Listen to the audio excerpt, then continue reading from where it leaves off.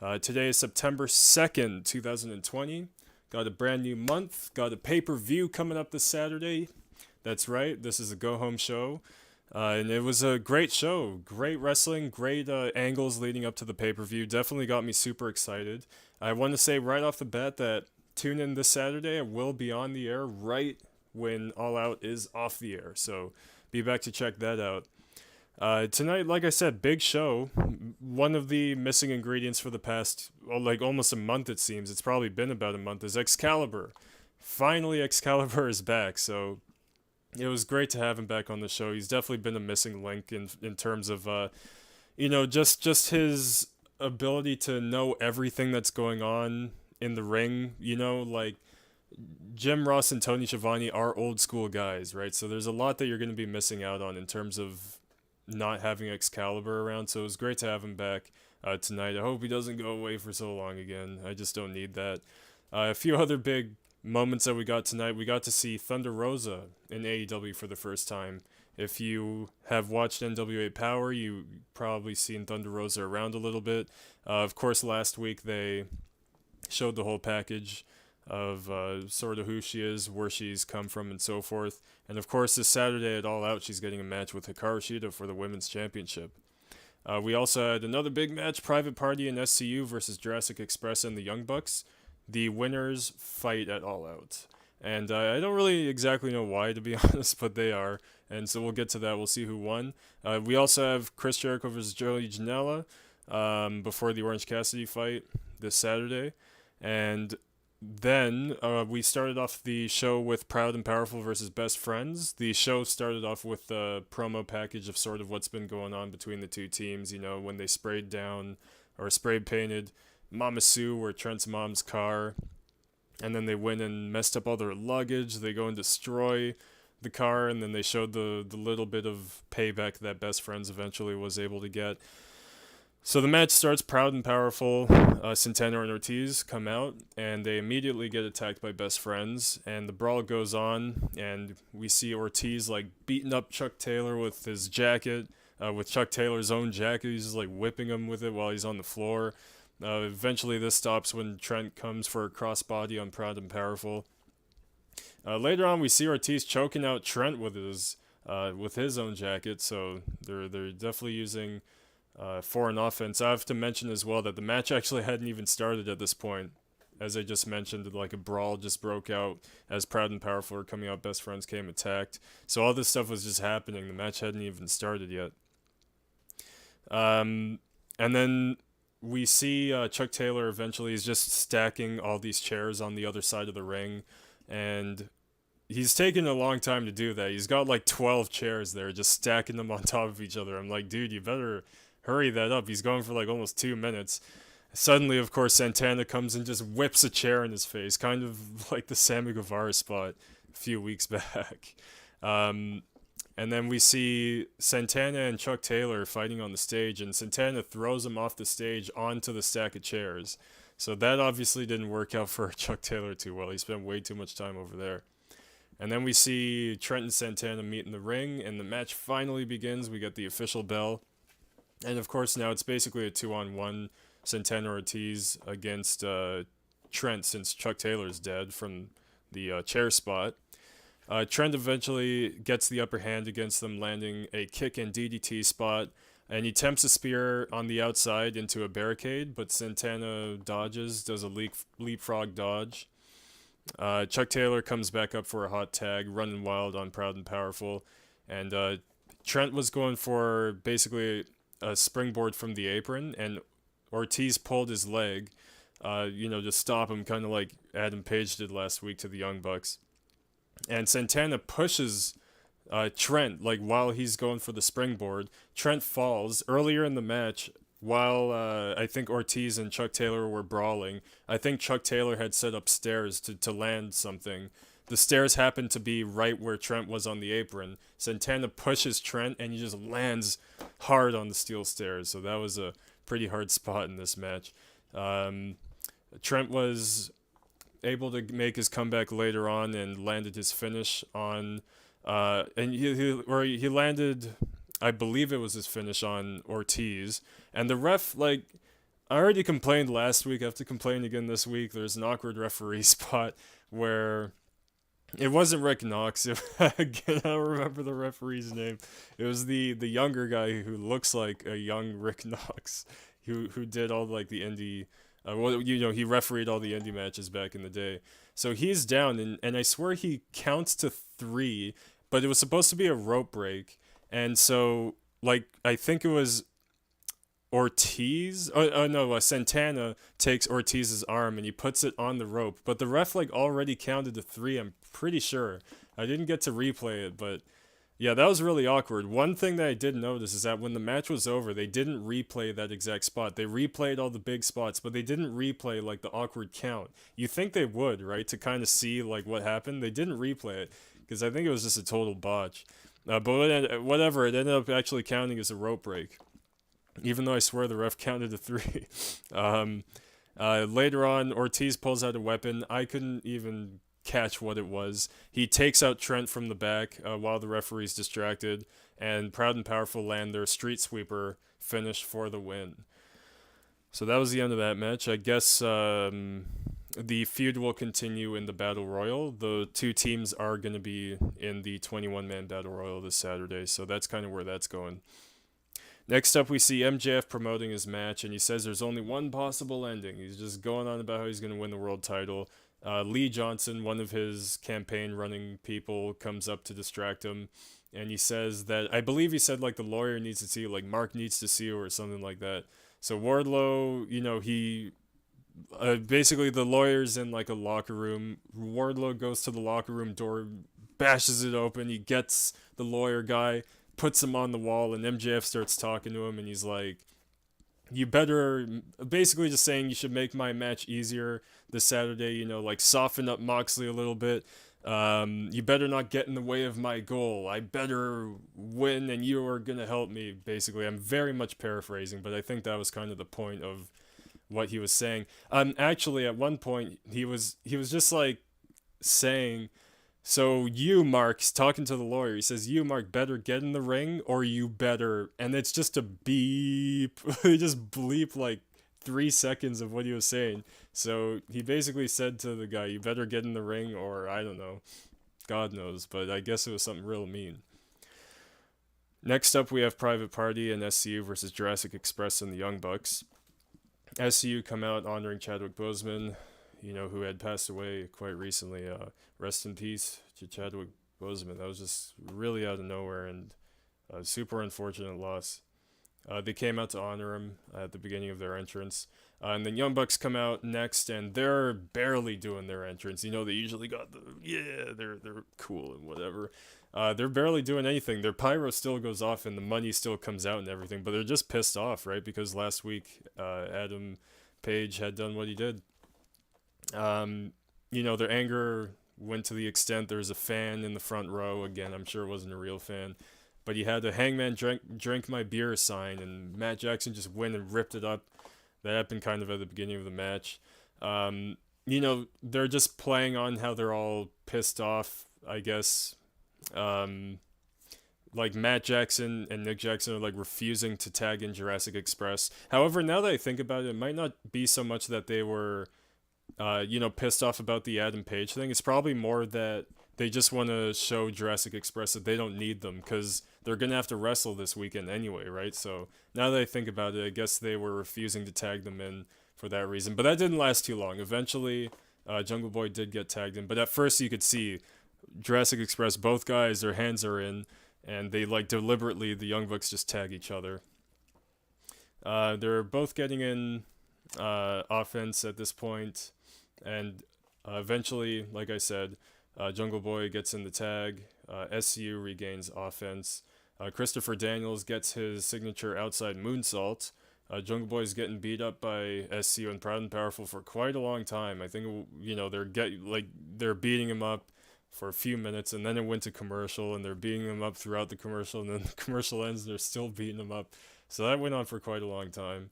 Young Bucks and Jurassic Express take out everyone in the match with a really cool spot. Basically, I think the Young Bucks were on the top rope, and they did, I think it was like a moonsault, I'm pretty sure they did, and Jungle Boy and Luchasaurus are on the floor, and they do a standing moonsault. So all four of them at the same time moonsaulting onto the opponents.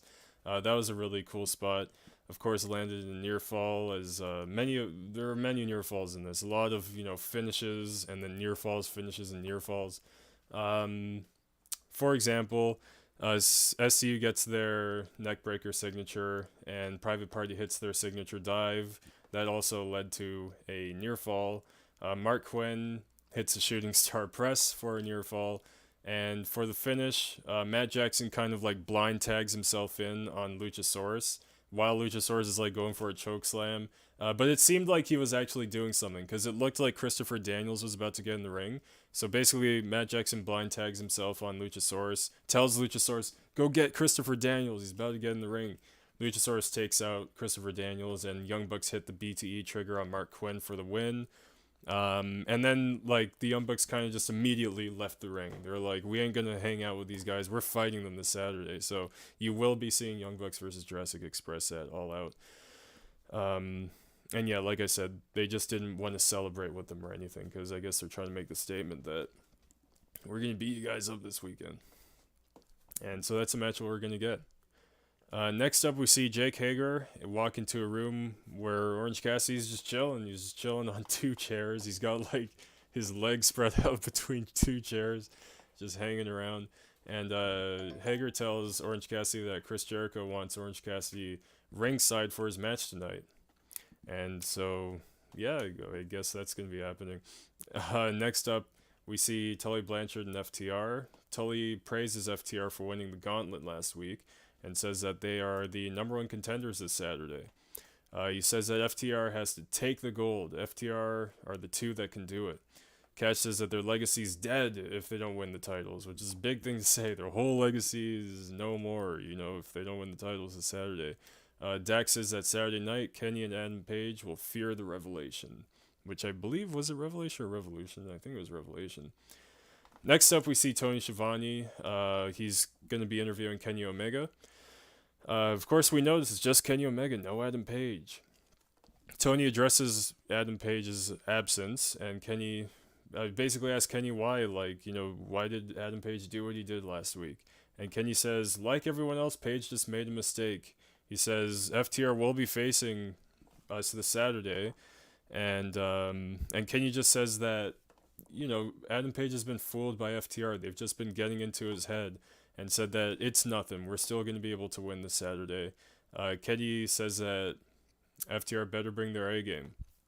And there comes out FTR. They're coming out with a bucket.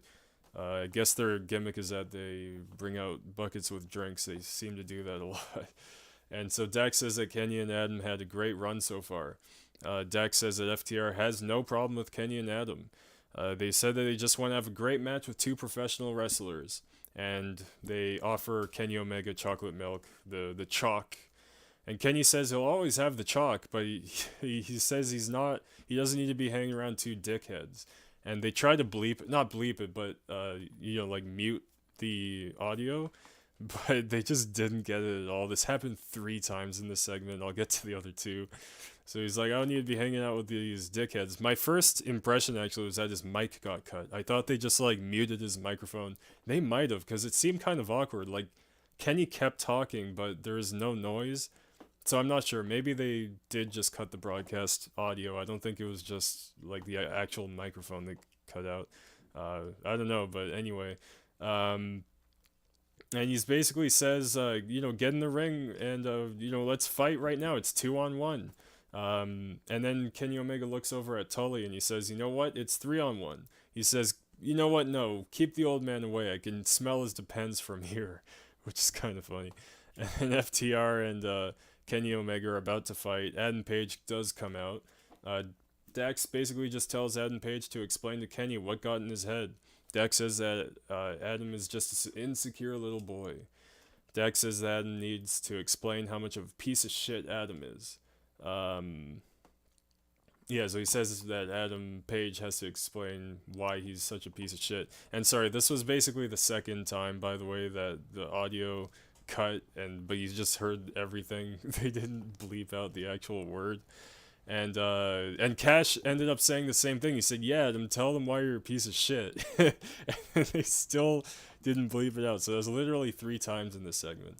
Um, Kenny tells Adam Page to calm down. FTR leave. Kenny leaves the ring, and Adam is still in the ring, but he didn't notice Kenny left, so Kenny just like kind of ditched after FTR left, and so we still see that there's a lot of problems between Kenny and Adam as a team, which isn't good because they're going to be wrestling together this Saturday for their titles, which everybody knows they're probably going to lose. Next up, we see Chris Jericho backstage with Alex Marvez. Alex Marvez asks, what a first time experience is like. What's your first kiss like? What's your first this and that like? Because he says that this Saturday we're going to get a first. We're going to get the first Mimosa Mayhem match this Saturday. Jericho says that he made Orange Cassidy into a better man. And, he says that he made him into a star. And he says that he exposed his viciousness and made him into the main event guy he is. And Chris Jericho says that he's going to Judas effect Orange Cassidy and will make him tap out to the walls of Jericho and throw him into a mix of bubbly and orange juice. Which is what I guess the Mimosa stipulation is. Says that tonight he's going to be facing Joey Janela, but Joey Janela is just a sacrifice. And up next we had Joey Janela versus Chris Jericho alongside Jake Hager. And yeah, pretty much Janela was just sacrificed in this match. He didn't get much in at all, man. It's like they gave up on this guy. He's almost getting, I'm not going to say quite as bad, but it's the first guy that came to my head, like EC3 treatment, just, but not even. EC3 didn't barely even came on TV in WWE, but yeah, really, Joey Janela is just not looking too good. One thing that I noticed, before the match started when Jericho came out, the crowd was going crazy on singing Judas. It almost seemed like the old days, pre-COVID, when they actually had full arenas. It was like really loud. Oh man, it was awesome to hear that. After Joey and Chris Jericho come out comes Orange Cassidy upon Jericho's request, and he just chills out ringside. And Jericho's in the ring. He removes his jacket to reveal that he's wearing an Orange Cassidy t-shirt, or I guess like tank top kind of thing, or whatever. Wife beater, I don't know. Jericho is immediately beating down Janela, in control at the start of the match. Orange Cassidy's just outside watching the match, all unimpressed. Janela does his comeback, a little offense, but then gets knocked out with a clothesline. Janela ends up at the stage outside of the ring, runs to the ropes to attempt a springboard. Jericho catches him with a code breaker and finishes him off with the walls of Jericho. Jericho continues beating up Janela, removes the turnbuckle pad, throws Janela's head into it. You kind of see his head didn't even touch the thing, but suddenly he's busted open, blood everywhere. He just got the tiny little blade done, around inch-long blade on his head. And while he's bleeding, Jericho decides to add insult to injury. He starts just punching Janela on the open wound. Cassidy's just watching. He doesn't seem to, chill. He looks like he's kind of pissed off in there, but nonetheless, he was just watching on. Jericho puts Janela's blood, he takes his blood, wipes it on his hand, and rubs it on the Orange Cassidy shirt. And I think that's what seemed to piss him off. Cassidy, after that, he had enough. He got in the ring and quickly was overwhelmed by Hager and Jericho. Sonny Kiss comes out for the save, which is Joey Janela's tag team partner. Orange Cassidy lands his DDT on Jericho, attempts a Superman punch on Jericho, but Hager saves him right on time. Orange Cassidy has a Jansport backpack containing a bottle of bubbly. He pops the cap and it was perfect, just the champagne pop going everywhere. That was pretty cool. And yeah, he's just standing in the ring looking all badass. And next we see a recap of Sammy Guevara versus Matt Hardy, which is a big match this Saturday. We see a recap of the chair shot in last week's tables match. And we find out officially that Matt Hardy and Sammy Guevara will be fighting this Saturday in a Broken Rules match. I'm guessing it's, it could be anything. It is Matt Hardy after all, but I'm kind of guessing it's just going to be like an Extreme Rules match. kind of thing. I don't think it's gonna, it could be something creative. Like I said, after all, it is Matt Hardy, so we'll find out. Broken rules match. But the big stipulation, or big part of the stipulation, is that Matt Hardy says he's gonna leave AEW if he doesn't win, and this is kind of thing. I don't think they're making a big enough deal out of this. Like, they barely mentioned it. I think one time only that they mentioned it. They didn't mention it last week. They mentioned it one time tonight, that Matt Hardy's, leaving AEW. They didn't say, to be fair, they didn't say retiring, but they still said, like, he's got to leave AEW if he loses. So that's a big deal. And then Sammy Guevara comes out for some reason doing his signs gimmick. And this time it was real awkward. Like, he comes out for his signs, they go to picture in picture. And I was kind of paying attention. The guy only had like 5 signs, so he wasn't like too prepared. So the commercial kept going on and on. And he's just like holding the 2 last signs. He's like, oh, I have no more signs to show off, but there's still like 2.5 minutes of commercials. So he's just like picking up the other signs and showing them again. It's just like, I don't know about this whole picture-in-picture thing, man. The other thing, too, actually, Matt Hardy was also standing, like, on top of the AEW stage, like, way up, staring down at Sammy Guevara with his signs. And that was it, actually. Like, even when they came back from commercial, that was it. It was just Sammy with his signs and Matt Hardy just staring down at him. Whatever, I guess. Next up, we see Taz come out with Brian Cage and Ricky Starks, I should say. I'll get used to that, don't worry. His name will be hammered in my head, I'm sure, eventually. Taz says that this Saturday at All Out, either Starks or Cage will win the Battle Royal. Like I said last week, kind of my problem with that. They're on the same team, but okay. He addresses Darby Allin and says that Ricky Starks is going to beat him up and tells Lance Archer that he's got nothing on Brian Cage. Out comes Jake Roberts with Lance Archer, and he says that Taz and his boys are trying. Yeah. I'm reading my notes, and he literally said, like, they're trying to get a nut, but they won't be busting their nut this Saturday or something. Like, he said busting their nut. I gotta go back and listen to that again. It's just like, was it last week that I said there's like such an awkward like moment with Jake Roberts? Well, we got it again this week, albeit there wasn't any like awkward silence. It was just weird shit he was saying. And he just basically says that they're losers. Lance Gumbs enters the ring. Eddie Kingston and his boys come out, Lucha Bros and Butcher and Blade.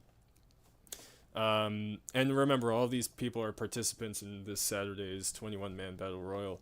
And Eddie's basically saying, he's just talking crap about everybody in the ring. He says he could take on Lance Archer. I wouldn't mind seeing that Lance Archer-Eddie Kingston feud. And then Sean Spears and Tully Blanchard come out. So I guess Tully's still with Sean Spears for whatever reason. Taz says that Ricky and Brian would fight all these guys. And then suddenly a fight breaks out. And this fight lasted a very, very long time. It lasted through an entire commercial break. I felt bad for everyone in there. I was like, damn, you gotta like keep this up. Just keep this fight going. It's not even like a match. It's just them brawling all around. But sorry, before they went to commercial though, out came Darby Allin. He goes right after Starks. Or maybe it was after the commercial. Was it after? Whatever. He goes after Starks. The huge fight's still going on. Hyping the weekend's Battle Royal that we're going to see on Saturday. The Battle Royal is going to be for a world title opportunity. So, hey, like, usually I hear Battle Royal, I just think throwaway match. But I don't really think that in this case, because it's going to be a number 1 contenders match for the world title. So it's a big deal, to be honest. So, yeah, cool. I'm sure they'll do it better than WWE ever does Battle Royals. Next outcome, Proud and Powerful. Just when you thought it was over, actually, yeah, more people came out. Proud and Powerful and Best Friends come out, and they get into the fight. And sorry, okay, so it was after that they went into commercial. And then, yeah, it was just still going on after commercial. So basically they went to commercial while they were fighting. They fought through the entire picture-in-picture. They come back from commercial. They're still fighting. The announcers just say, we're going to look at a package of Brody Lee and, what's been going on with him. And so I guess that's how they got everybody out. They just put on the vignette. So we see a package of Brody Lee and Dark Order Success, beating up Cody Rhodes, winning the title. And then we hear Dustin Rhodes is threatening to make Brody Lee pay.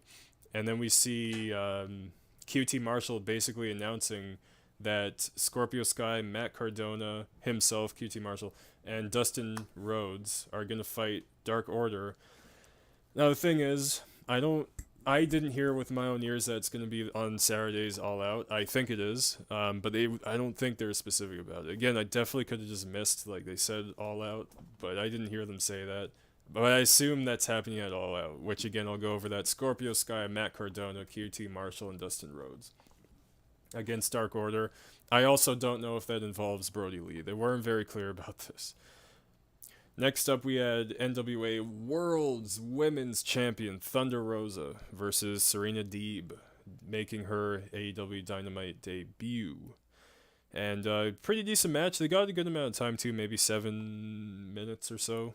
It was actually great, probably as good as it could have been. They actually let Serena Deeb get in some offense. They've both put on a great technical display. I think they mentioned, the announcers at the beginning of the match mentioned that Serena had been wrestling for 13 years while Thunder Rosa just 6. So I think they respected Serena enough, understand her longevity in the game enough to give her some offense, not just let her get completely squashed. So it was a decent enough match. Some cool spots. We saw a Tree of Woe.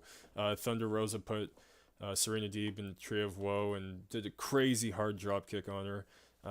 She did a lot of like the kind of double knees, like Sasha Banks kind of double knees in the corner offense kind of style. So that's sort of the style that we got from Thunder Rosa. At one point, she's attempting a pile driver. At one point, Serena's attempting a pile driver. Thunder Rosa reverses into a Death Valley driver, and then she lands her Thunder Driver, which I believe is a pile driver finish for the win. It sounded pretty quick. I got through that real quick. It actually wasn't that short. Like, it wasn't 2 or 3 minutes. It was at least like 5, I would say. So they gave them a decent amount of time for just a showcase match to showcase Thunder Rosa. Next, we see Jon Moxley backstage and says that MJF is finally getting his shot. Says he must be nervous, but not to sweat it. When the match begins, there will be no campaign to worry about. There's not going to be any media in your face. It's just going to be me and you, MJF, says Moxley. Moxley asks if MJF is willing to kill or be killed. MJF better bring his meanest if he wants to take out Moxley. Moxley says that everything MJF has done until now has just been the easy part. And then before the main event, we have Tony Schiavone conducting another interview with Big Swole to talk about the match coming up this weekend, which again, I think Big Swole still does have to pick the stipulation. I don't think she even did in this segment. So it basically says that, Britt's just been ducking and dodging me for too long, but this Saturday at the buy-in, which is the pre-show, Britt won't have anywhere to hide. Someone after that just comes delivering pizza to Tony for whatever reason. Somebody's there like, did somebody order a pizza? Offering it to Tony. Tony's like, what the hell? Out comes Britt Baker out of nowhere and attacks Big Swole with her crutch. And, the pizza delivery person opens up the pizza. Britt Baker shoves Big Swole's face in the pizza. And the delivery person, I assume, is Rebel. I don't think she was like wearing a mask. I don't know if it was just like a COVID mask or a full mask. I don't remember. But either way, I assume it was Rebel. I don't see who else it would be. Britt locks the lockjaw finisher on Big Swole. That brutal move, man. It just looks so damn uncomfortable to take that. And just begins shoving Swole's face in the pizza even more. I don't know. Maybe we're gonna get some sort of pizza stipulation. I don't know. But yeah, they didn't answer that question, which is fine. I guess on Saturday we'll find out what kind of match we're gonna see between the two. And again, that's on the buy-in, so keep that in mind. If you do want to see Big Swole and Britt Baker, it won't be on the official show. It's going to be on the buy-in. And then finally, we have our main event between Jon Moxley and Mark Sterling. Wardlow walks out. I actually missed if MJF was there. I don't think he was. I think it was just Wardlow. He just walks out, pushes the lawyer. He just shoves him out. He's like, all right, get out there, buddy. You're going to be wrestling now. And the guy is wearing the most funny looking gear. It's like this American, red, white, and blue. But the padding was just, he had pads everywhere, like on his arms, on his forearms, elbow, knees, all over his legs. So clearly he doesn't want to take any bumps. Um, the match starts off, and Mark Sterling is just like, he's just in like the weirdest defensive position. He just looks like he doesn't know what the hell he's doing, and that's the impression we got throughout this whole thing. I was kind of anticipating at one point he would just break out and just start going nuts. That didn't happen. Moxley, even at the beginning of the match, he flinches, and the guy sells. He like falls down, and he's scared out of his life. Moxley at one point he's like, "All right, buddy, I'll offer you the first shot," and so he goes for like, actually even before he goes for a shot, he's all nervous and stuff, and Moxley puts like morphs his hand into a fist.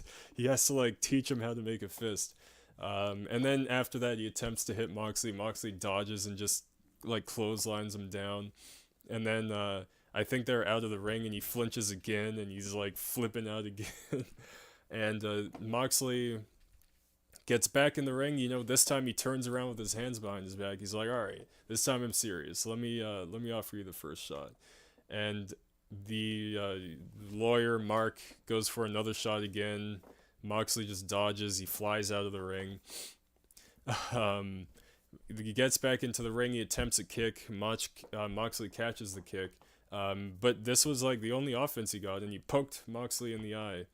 And Moxley he had enough there. He knocked him out of the ring, knocks him into the barricade, starts beating him up.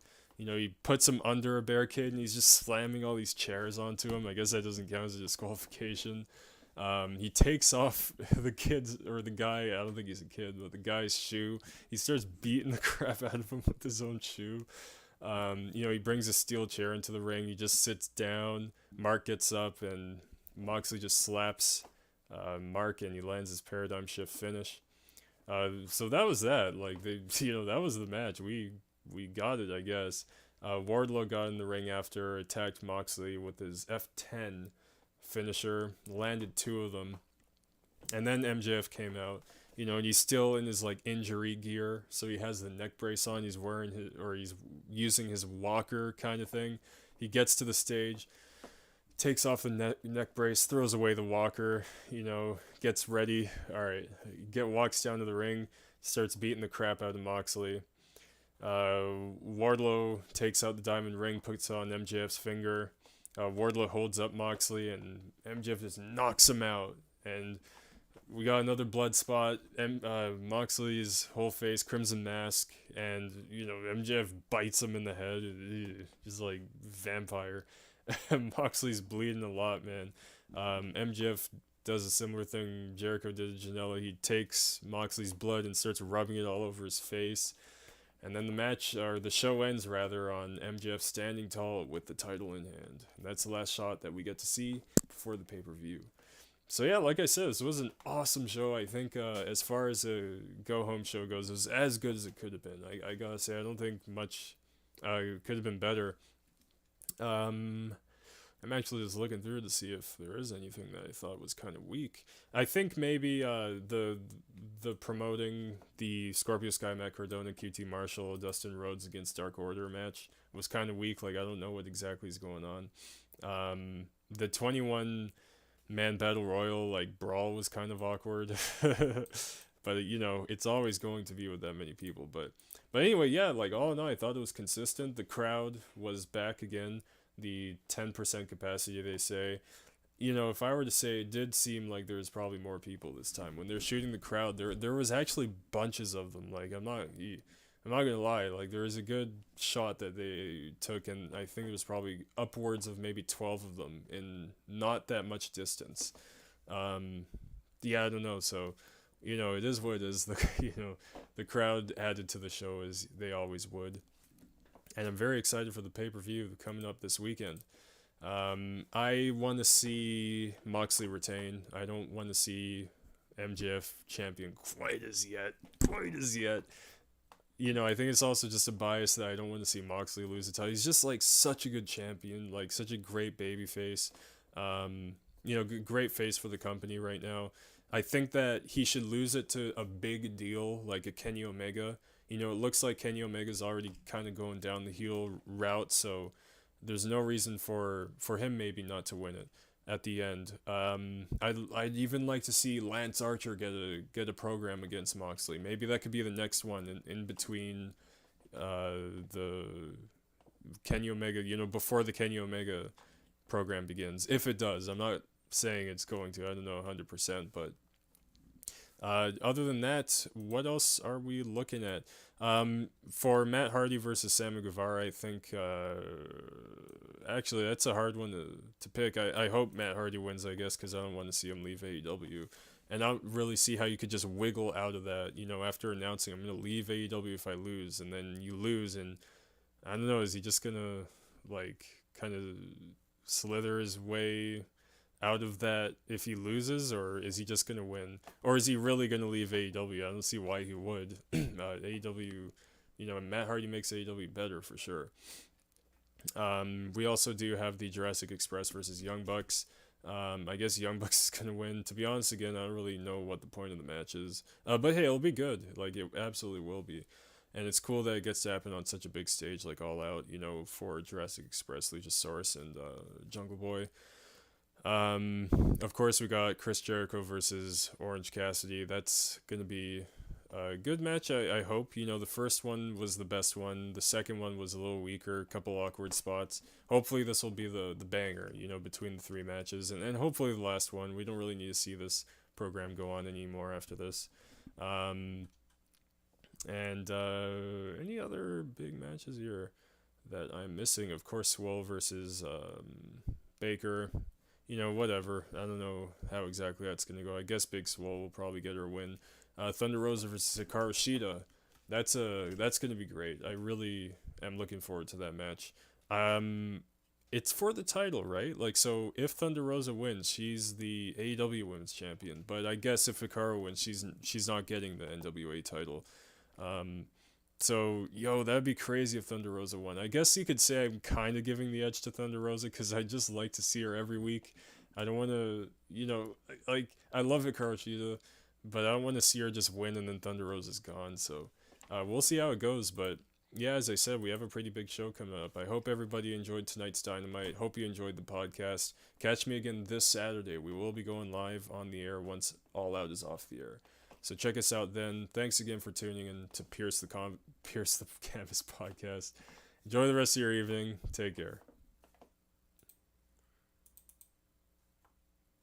Can't say much.